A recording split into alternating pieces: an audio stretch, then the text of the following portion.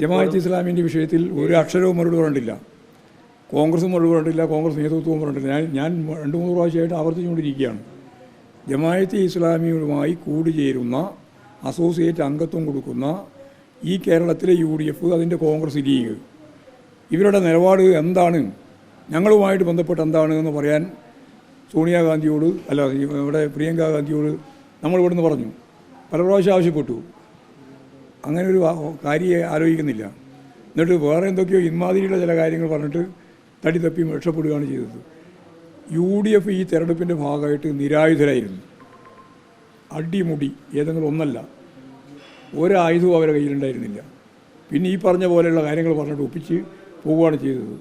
എന്നാൽ തികച്ചും തെറ്റായ, രാജ്യത്തിന് അപകടകരമായ ജമാഅത്ത് ഇസ്ലാമുമായി ചേരുന്ന നിലപാട് ദൂരവ്യാപകമായ ഫലമുളവാക്കുന്ന ഒന്നാണ്.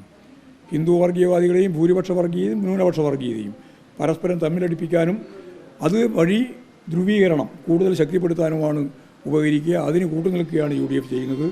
UDF തന്നെ ഒരു വർഗീയ കൂട്ടുകെട്ടായിട്ട് മാറിയിരിക്കുന്നു.